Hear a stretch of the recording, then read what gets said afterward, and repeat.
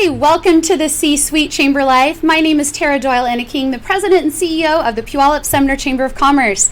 I am so excited to bring to you today a real community gem. She hits a lot of buckets, she's doing a lot of things, and I think you'll find her to be just quite the dynamo. Her name is Shellie Willis. She is currently serving on our board of directors.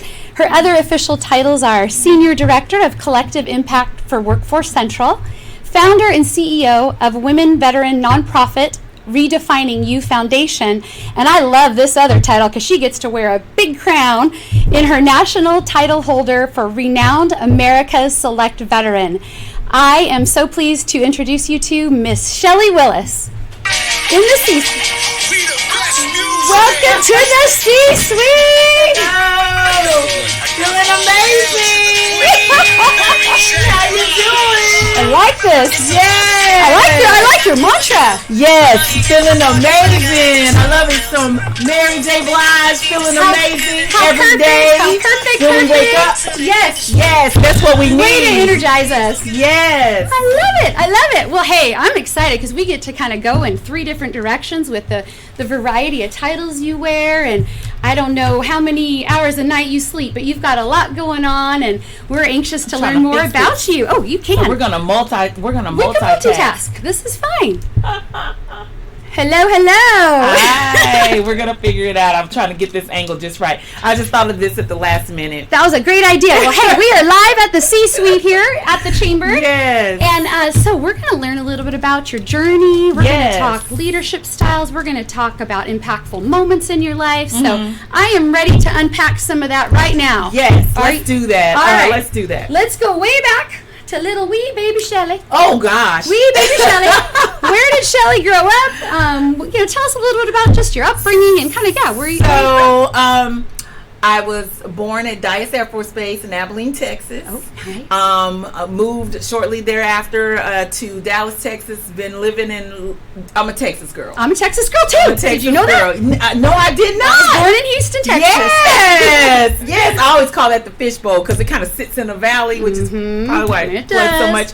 Born and bred, I always say Texas fed. Yes, I'm a Cowboys fan. I'm sorry. And Texas pride. Texas pride is clearly huge. there. Yes. So, and I was just there about 2 weeks ago with my mom while she was recovering from knee surgery. So I was Oh, able to be there for one of the hottest weeks. It's like 112, 109. Oh, geez. Yeah. Hey, how about siblings? Yes, I have two sisters, Tara and Chelsea. Wonderful. Wait, Tara? Yes, her name is Tara, but she spells it Tera. That's okay. My middle sister, yes, okay. Chelsea, and then I have a stepbrother and a stepbrother and stepsister, Jasmine in Jordan. So nice. Yes. Oh, good. Yes. So one of three girls. Yes. Well, okay. And I'm the oldest. What kinds of things were you doing as a kiddo? Honestly, I was very active. My mom always had us in recreational sports. We were always very active, and that was back in the day when rec was like free. Right. Community was really important around like ensuring that there was all types of ways for I'm a Gen Xer. I think people forget about that. Our generation, we weren't born into things. We were a part of the development and implementation and creation of those things. So I think that's pretty interesting. I've been watching a lot of like TikToks and things like that, kind of like we're the forgotten generation. People don't realize how much investment this generation has had and impact it's had on the world. And so I actually said, I wouldn't want to be born in any other generation. I like our generation and the things that we've been able to do. Well, we need to just keep telling that story, you and I. So what was your first job? Oh my gosh, my first job was working at, it used to be, before it was Wet n Wild, it was Whitewater Theme Park. We lived in Garland, Texas. That's where we lived. And they had opened up a Whitewater Theme Park, and I worked at the Galley Goodies. I love it. In the burger joint. I love it. Yes. It was a summer job. It was a great opportunity. Being I was a single parent. My mom was a single parent, and that was my first real job. I think that's funny. In the first podcast I showed, my first job was at Marine World Africa USA. Oh, my goodness. Also a theme park. I had to dress up like Holly Hobby and serve burgers and beer. You were a character? Oh, my goodness. It was just a goofy uniform. Okay, well, so what did you want to be when you grew up? Honestly, because my mother, my mom was a single parent, working 2 and 3 jobs to hold it down for us. I really wanted to be a lawyer. I wanted to practice family law. I didn't want anyone to have to go through what my mom went through as far as like getting the things that she should have received in manner of support. And so I was really wanting to go to an HBCU, so I wanted to go to Grambling University. Okay. And I wanted to practice law. And I was on the debate club. I was a real, like, Lincoln Douglas debate was my jam. Yeah, you know? You're a persuasive communicator, for you sure. You too. Thanks, but you got it. You're blessed with that. And so, so along the way, kind of like lead us up to, because I know we're going to hit three different life things changed along the way. There was not community built around wanting to ensure equality around access to education. I never will forget, I went to South Garland High School, and I never will forget how we had, my high school counselor was like, well, someone like you doesn't necessarily go to college. Normally someone like you usually is pregnant by now.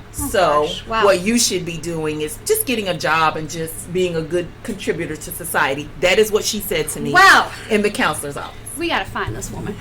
So what Shellie did was eventually I joined the Army. I figured, I had my dad was in the military, grandfather had a couple cousins, but I was only female in my family who joined it. And I remember being kind of walked through which branch of service, and so we landed on the Army after a couple of iterations of trying to figure out what that would look like, and then meeting the weight requirements. Joined the Army. Were you too skinny?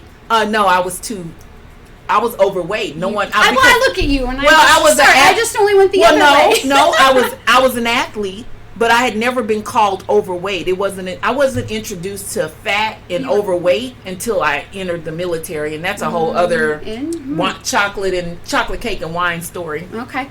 But did all that, went into the Army in the reserves. Okay. Got to my reserve unit and just was not happy because I felt like I had went through a lot in basic training in AIT. Yeah. So I said I need to go active duty. Yeah. So I decided to cancel that contract. I had to give back my bonus money because they were giving us bonuses to join the reserve. Okay.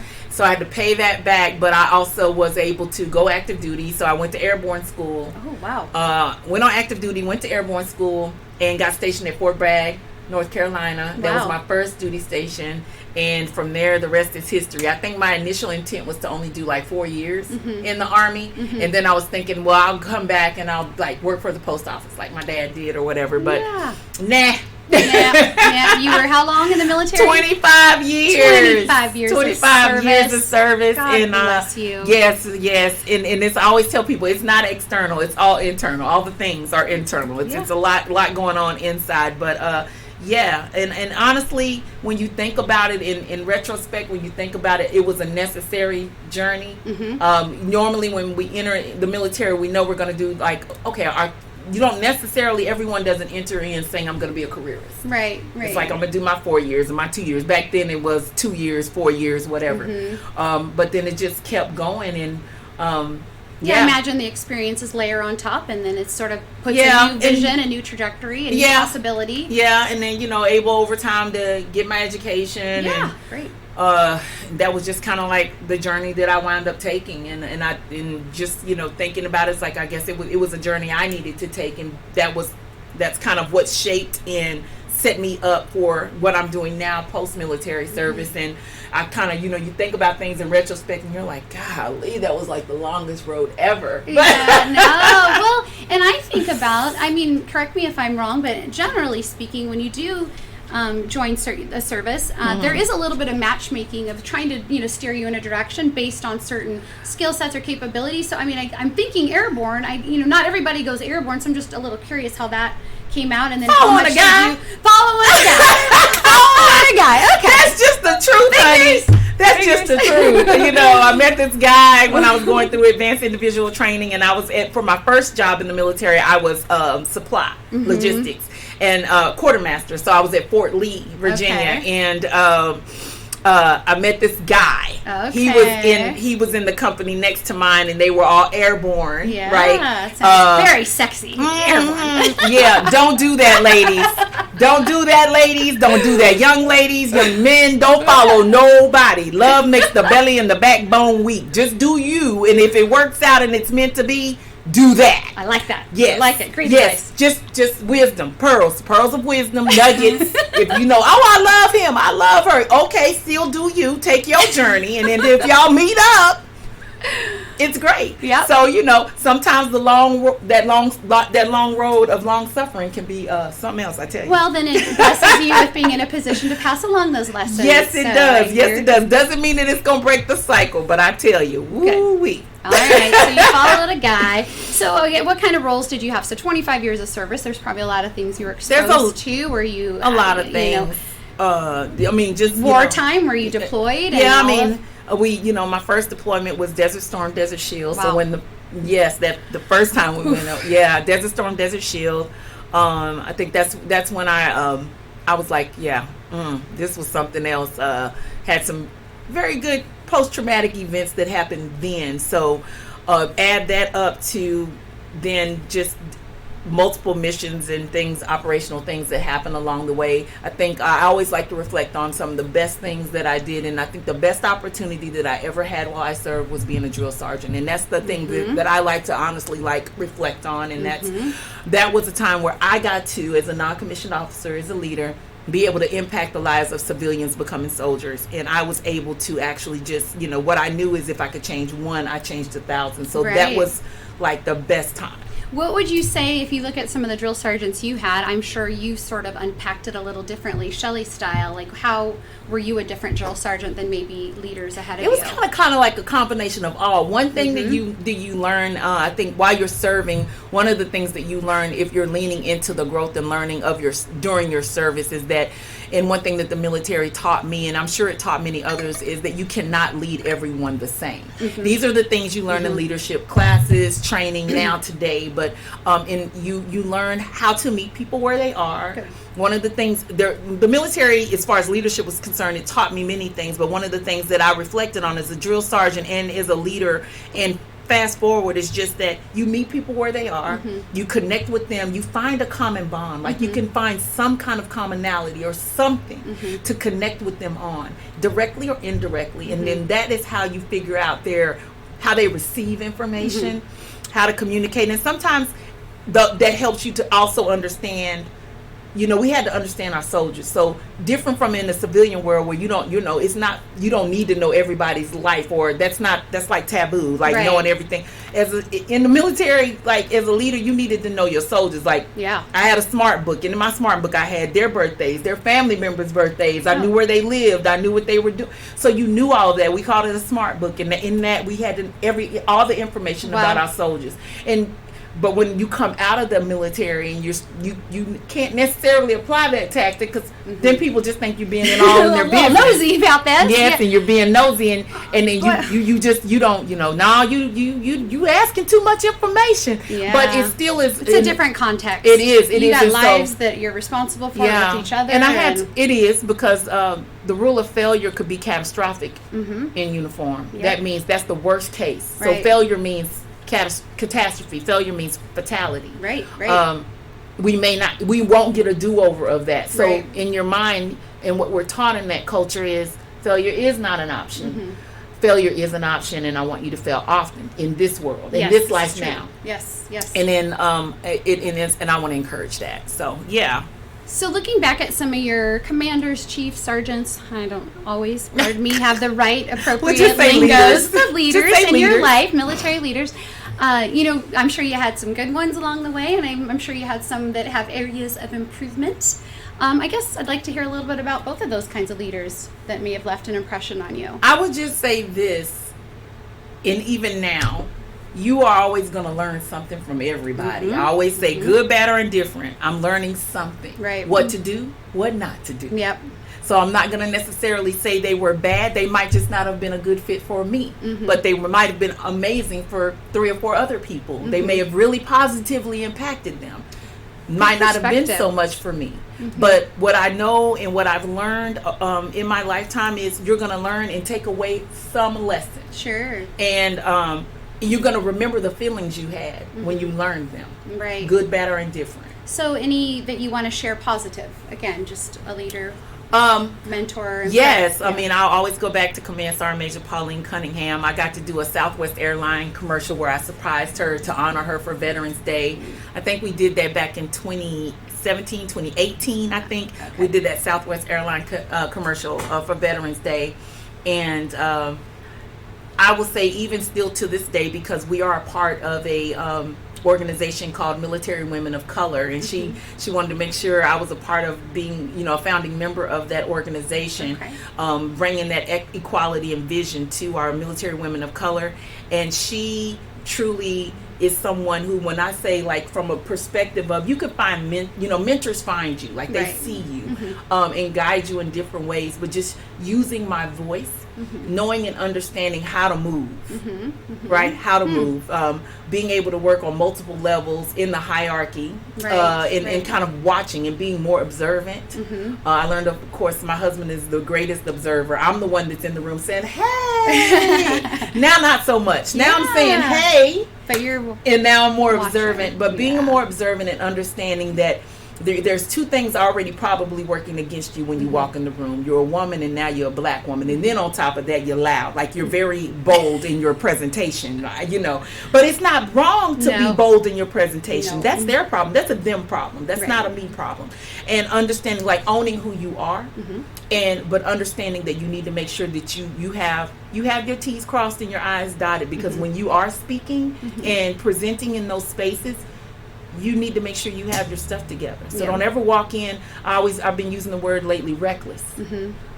Walk in with wisdom. Yep. Walk in with wisdom. Great lessons. Yep, and that's I'm still learning from her today. I see a book coming. You see a book coming? Okay, come on, book. You got a lot of lessons. You got a lot of lessons. Yes. So we've got the military experience and all that you gained along the way. What then? Now we're kind of into the second part of your journey, or third part, fourth part. I don't know how many sections you want to put it in.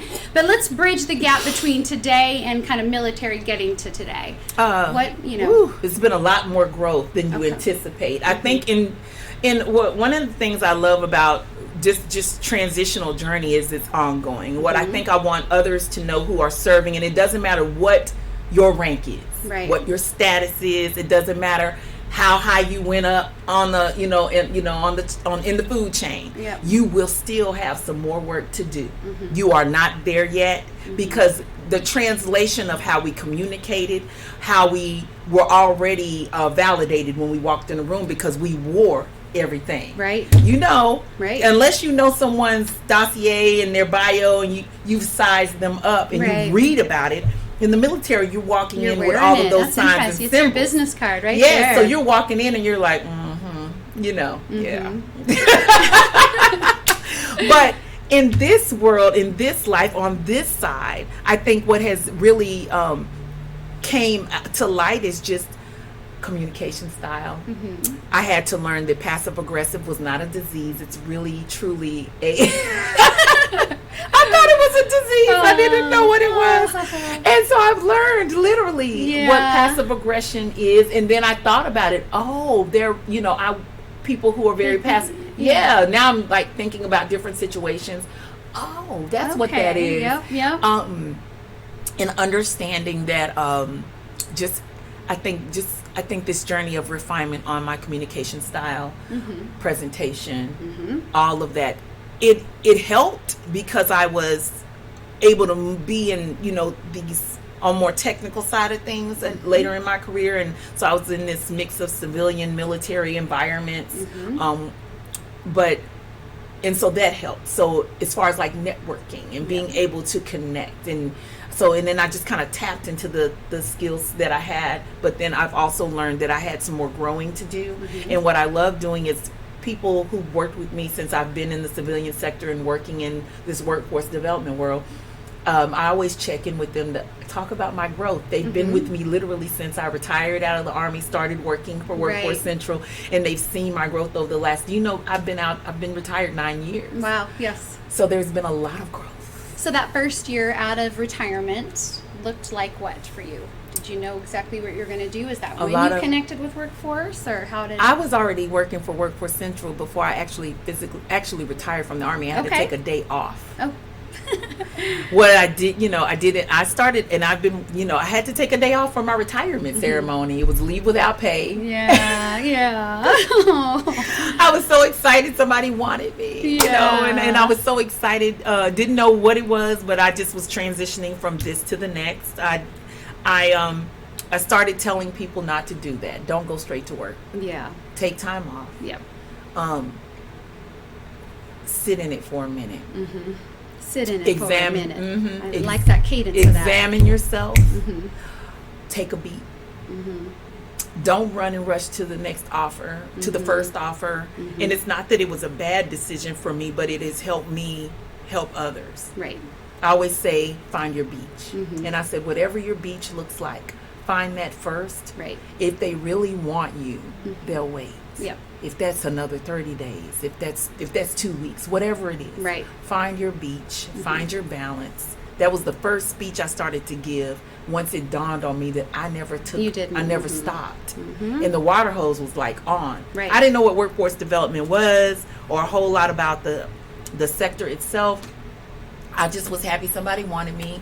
Me and my husband retired 6 months apart, and we had 2 high school students in our home. And there we go. And so all in my mind, I still have that battle rhythm of go, go, go. Mm-hmm. This is the next mission. Go, go, go. And I am just here to share that you don't have to jump into that next mission so fast. Right.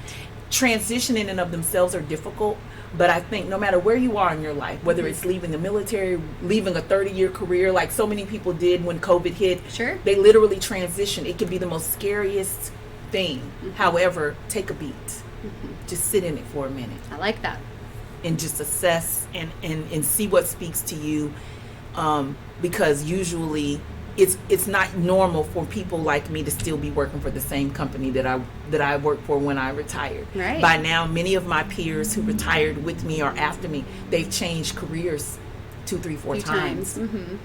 Well, so what's it's kept a you at blessing. Workforce, and I guess when you entered Workforce, what was your title, responsibilities? I didn't want to have anything to do with the military, so I thought it would be a great way for me to find something different, unique. It was not corporate America, because I knew that wasn't a place I wanted to be.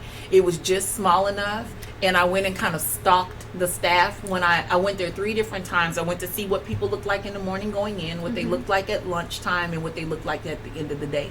I went across a course of like 2 or 3 days. I like that strategy. Mm-hmm. And what was your objective with that? I'm intrigued with that. Because I wanted to really see what people like, what their energy was when they left, and how they looked going in, and what did that look like? You can kind of see things on people, so it's kind of just like this, operation, like this stakeout. You just military surveillance there. It was recognizance, or I don't know that. Again, I don't know my terms, but I know. I get you. It was. So at the end of the day, I went to the interviews, and went back for a second interview. And before, I think it was on the 21st when I got the call and the offer, I think is what it was, or something like that. 21st or 23rd, one of those days. And then they told me my start date would be the 3rd. I remember I pulled over because I was going to the grocery store, and I was just crying because somebody wanted me. Aww. Fast forward, I'm telling people, look, learn how to negotiate for your worth. It's funny. It's really weird, but none of those things existed. I have been blessed and privileged to be a part of the creation of co-partnering in a lot of the programs that we created, starting right at Joint Base Lewis McChord. Why Washington State is a military ready state, not just friendly. That's one thing. You can always be nice, but readiness speaks to something else. And just being a part of all of those transition programs and creations in partnership with our fellow workforce board in Thurston County, and working with great partners and peers like Sean Murphy and others to just create something that we knew would have legacy, but we didn't really. I don't think we knew how big it would get. Like, we knew it would be big, but we didn't know how big it would get. And there's so many others, like Rob Comer and others, still doing that work alongside them, and Mark Sullivan. I could just name people. The list could run it on, but it's just been a great endeavor. And so, are you primarily in a role where you are a conduit with military? That's so I lead. How you wear. Okay. So from the workforce development piece, I still lead our military strategy work. Still lead the efforts. I put the WorkSource site on Joint Base Lewis McChord. Okay. We have our partners out there who provide services and support to the military family. So it's not just about the service member, it's about the spouse, their young adults, everybody. And so we've been a part of that partnership and work with that site that we put out there, and we were the first state to put the first operational work source designated site on a base in partnership. You know. And so is that now part of transition? A soldier's it transit? is. So it they is. go through it that is. to it determine is. where do they so want to after go they and go how do they through want to get placed? transition, so after they go through their transition program, usually the counselors then will take them upstairs and do a warm handoff to our workforce partners if there's something that fits and they want to know more about transition programs. Wow. There's career skills programs that are there, and so there's all types of opportunities for our service members and spouses to participate in, because when the service member transitions, so does their family. So it's not just about one them. job, and it could be. Yeah, it's everybody's going to be grieving this loss, because everyone's going to be leaving this culture. Yes. Yeah. I like it. That's important work, and I'm glad to see you've certainly moved the needle for our area. Yes. That's wonderful. Yeah. So again, you still have that job and are still being impactful with Workforce Central. Yes. I love it. But somewhere along the lines, you've also decided to kind of branch on your own and think more, I guess philanthropic way. Philanthropic way. We got it. We're going to help each other out We're today, going to help y'all. each other out. But I love, you've created a foundation. Yes. So talk a little bit about redefining you. So it was started as a symposium, and it was really interesting. Then Robin Baker, who was the career service representative on JBLM, who's the reason why we started a lot of these transition programs, said, "Hey, Shellie, some folks are reaching out. They want to do something special for women. They were doing this. They did it at Fort Bragg, They want to come here and do it. We know you do it." I was doing Boots to Work Military Career Fair because Pierce County wanted to put itself back on the map, and that was my first project at Workforce Central, was to put Boots to Work Military Career Fair back together, put it together, and that was my first huge project. It was a success. We ran it for 4 years, and then I would add different elements, and I was like, these things are missing. And then it started to get more around personal development, because we're good and highly hyper-focused on professional transition, finding your new career, giving you those skills you need, getting you on, headshots, all those things. But there was still something missing. Right. And in my own journey of me having just breakdowns in the parking lot, struggling to communicate, not understanding, God, I was like this, in the military I could do, but out here I was struggling trying to connect and communicate clearly and effectively without offense. Right. And there is no negative intent. It's just, that was just my style, but it was just a bit much. Yeah. Okay. And so just some personal emotional challenges that I was facing, especially as a woman, and being in a space, and I know, ever been in a space, majority of your peers are men, you all have the same thing, but you're the one in the room not acknowledged. So we're all sitting around this table, we're all veterans, but I'm the one not being acknowledged as a veteran. What is that? Yeah. And I'm the veteran. Yeah. And so that morphed into me doing Redefining Your Future symposium. Did a 2-day symposium, came back to work. I was like, oh my God, I heard it was amazing. We had 64 service women attend. We had some women from Salvation Army, because the first time we did it at the Salvation Army in Tacoma. Right. And I heard it was amazing. There were employers there. There was makeovers. It was all personal growth and development, things that they need to know about when they transition out. You were filling the gap. Yep. We were not learning this in the military. Nope. Is what you're saying. And at the end of the day, I said, yeah, and it's mine. Yeah. So I'm going to start it. Yeah. And she said, okay, just take off when you do it. It was just crazy.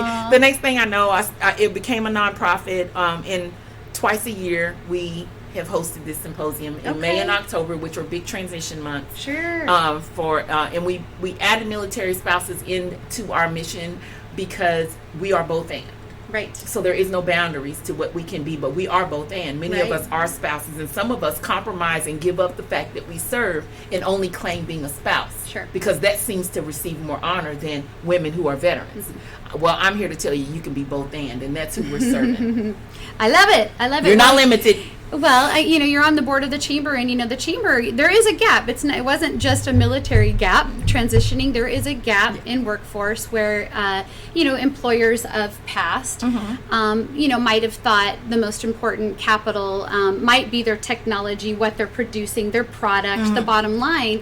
And I think what we're learning in a community that is now short of labor and our retention rates are bad, finding those employees that are really committed to your work, to your mission, and want to stay and want to thrive. Well, we're not arming our managers to help them through that. And really what that looks like is first owning that one of the most important capital or assets that you own is your human capital. Yes. And so, there's a term that this chamber wants to get in front of, and I'm trying to push it out to other chambers across the country. And some folks from Harvard Business School are kind of the ones who came up with deliberately developmental organizations. Wow. And that is a DDO.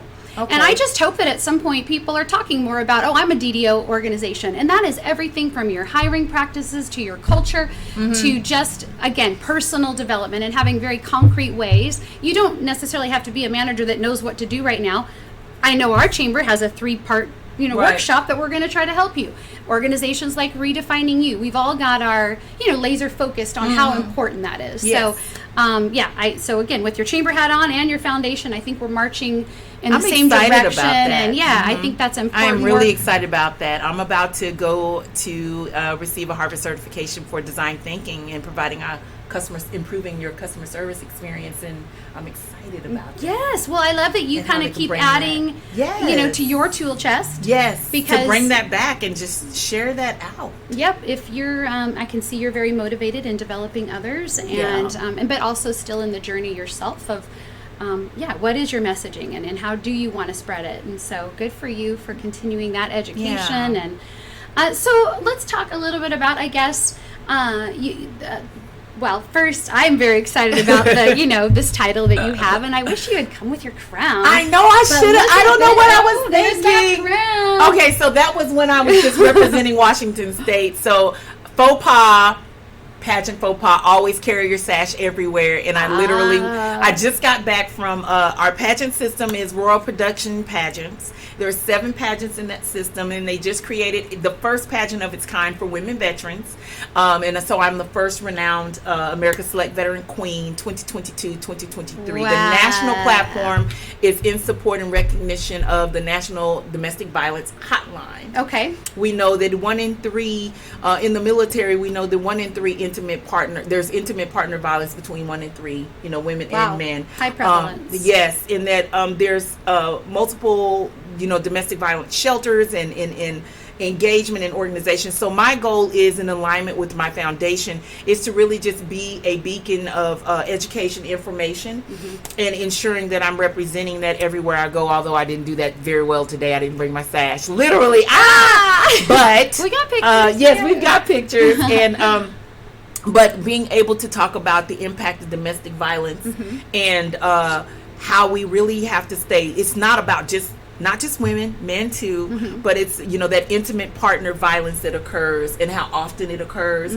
Also looking at how do we assist our police officers who tend to often be their lives taken when they're responding to domestic violence calls. And I know you just did a great seminar on crime symposium, and one of and I hate that we didn't get to dive into the data that they provided. So I'm hoping there's another opportunity for us to really talk about that, because one of their highest numbers was around assault and oh my goodness. And so that'll be great to be able to continue that conversation. Thank you very much for doing that, by the way. Thank you. Yes. You're welcome. Doing good work around here, trying to stay timely and relevant, aren't we? Yeah. So where do you see yourself in 5 years? Oh my gosh, that's a big question.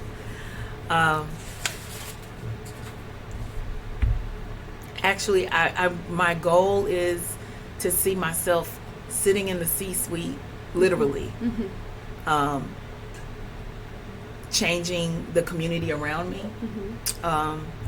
the intention of just being able to evolve where I'm at, and I know that I'm ready for the next level. So sitting at that senior director level is great, but I know that I'm ready for an evolution and involvement in increased engagement. But I also believe that where I'm at, I'm making just as much impact, if not even more. Sure. So Well, you're the CEO of your own foundation, so you're certainly getting your feet wet. Yes. Because really, that kind of goes back. The only added thing is, casting the vision, executing and, strategizing the plan, and then developing those under you to kind of move it forward so that if you're there or not there, you've created something. And so you're already doing that. That's what we're working on. You're already doing we that. Need that but I space. see there's going to be a valuable role you're playing for sure. It's all lining up. I see it. So, okay, this is called the C-Suite, so I've got to ask you, what's your favorite sweet? What's my favorite sweet? We can ask silly questions. Chocolate. Oh, okay. Dark chocolate. Good. Chocolate. Dark chocolate. Yes. Okay. One, because it's just good for you and it's justifiable chocolate that you can eat. I like it. I like it. What? Who's your favorite sweetie? My husband. Tell us about your husband. Dr. Sean G. Willis is my favorite sweetie. Very driven, educator. He's just, I think when people get to connect with him, and he's just got a wonderful mind. I've learned a lot from him. He's definitely someone who is a force to be reckoned with in his own. On his own, but I'm the extrovert, he's the introvert. So you'll see him from time to time, but he's he really does a lot. As far as our family is concerned, he's really been like the base for us, as far as especially around just awareness, civil awareness. He's I just can't say enough, but he's Yes. Well, he has to be a pretty remarkable human being to kind of match up with you and all that you have going on. I'm definitely the outside. I'm the opposite for real. Well, we have those balances. Yes, those relationships work out well. Yes. What do you do for fun? What do I do for fun? Dance. I love to dance. Random dance parties. It doesn't have to be a moment. I get you. Dance and runway walk. So in our office, we have this long hallway. Literally. If I'm in there, whether I'm by myself or not, it's a runway walk for me. And when you asked me for a song, I was like, man, I got so many. It just depends on my mood. But I would ask you all to practice this. If you ever see yourself looking down this long hallway, just find a beat in your head. Strut your stuff. Okay. And people will catch it. And so you're doing this in your office? Yes. And you're just going? In my house, in my office, at the grocery store, in the mall. And you're just envisioning yourself, 10,000 people. Walking a runway. We have this long hallway out here. Yes. We'll have to do a runway walk. I like that. Yes, random dance parties and runway walks. Love it. I love all these tips I'm gathering from you. Do you have a favorite saying?